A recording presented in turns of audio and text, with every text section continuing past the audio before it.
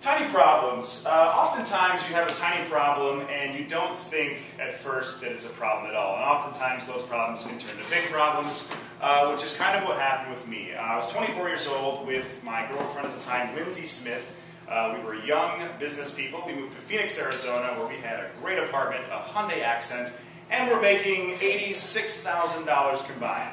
Living the life at 24. Cut to our first Christmas together. This was not only our first Christmas as a couple together, but it was also our first Christmas away from our respective families. We're both from Michigan. So I decided to do something for her because she was a little homesick, and she was home during the summer lot, and so I wanted to get her a little friend, and this is the friend. Aww, right? That's Dexter. When I got Dexter, I went to an animal shelter to get him, and he was like this tiny little fluff ball. And I immediately fell in love with this cat. I see him in his little pen, he's with his mom, and his brothers and sisters are all sleeping. He was very rambunctious. He was trying to wake them up, and I put my finger on the window, and he started attacking it. I'm like, that's the one.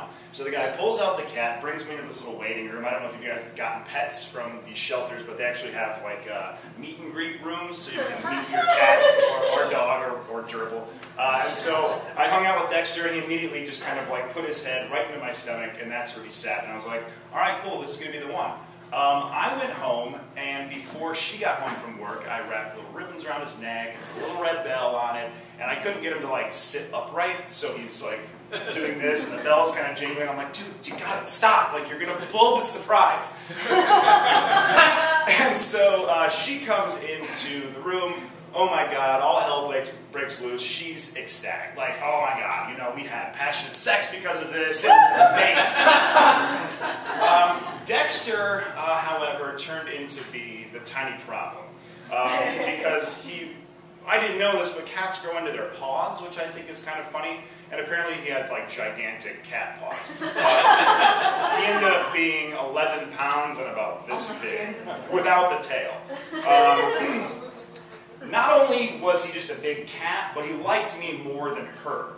And she was not really loving that because it was her gift. So she was jealous over this gift because I would get home from school and I would drop my messenger bag and I'd grab water or whatever I did and I'd sit down on the couch and watch TV and he would jump up and sit right on my lap. He was like a dog. Like you couldn't get him to go away from you. He wanted attention. He was very affectionate, very loving cat.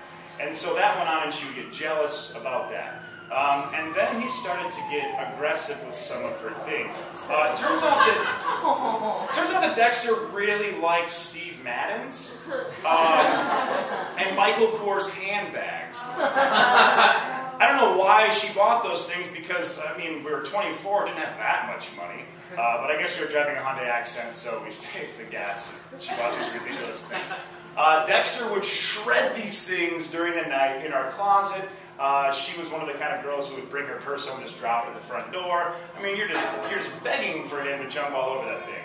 And then he also did not like her friends, specifically her friends. I would bring my friends over to the apartment, and he was totally cool. Guy friends or otherwise, but her friends, not so much.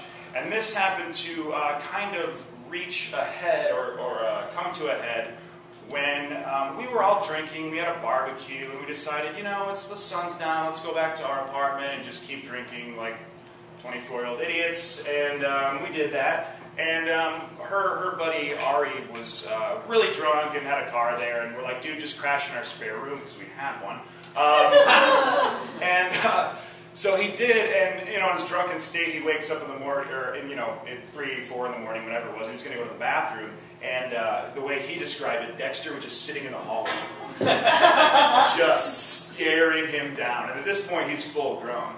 And you know, Ari does the whole like, all right, okay, I'm just gonna, and goes to step over the cat, and he jumps up, teeth here, claws here. We didn't get him declawed because that screws up a cat's personality. It wasn't my idea. I'm like, get rid of the fucking claws, man. He's tearing everything up. But she wanted to, I don't know, it's like ADD, like Ritalin for a cat. Just keep his claws and whatever. So anyway, Ari probably needed stitches. But if you guys know anything about cats, their mouths are very dirty. and if you don't maintain a cut, like immediately, it can get like gangrene, like just terrible. And Ari was like, oh, drunk and blood all over my carpet, and so I wake up and I help him clean it up. Anyway, he goes to bed, doesn't go to the doctor, and then his leg starts getting infected, and he had to deal with that whole nonsense. So anyway, we're beyond that. The cat is just kind of tearing into our relationship. Lindsay does not like the fact still that this cat loves me more. And, you know, one of many things that kind of brought our relationship to shambles. But the cat always seemed to remain like that one little thing that she would just throw in there. Like we're arguing about whatever, like relationship stuff, how like money, finances, whatever, and she's like, blah, blah, blah, blah, blah, and that fucking cat! And I'm like, this was your gift! I'm not even that much of a cat guy!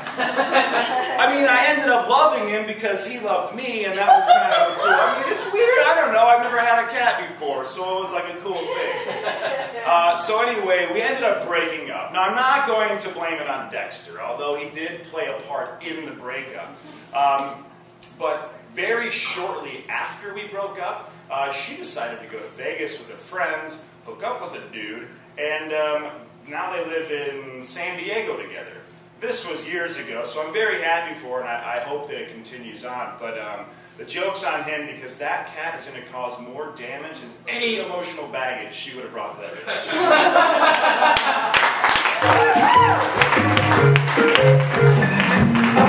relationship.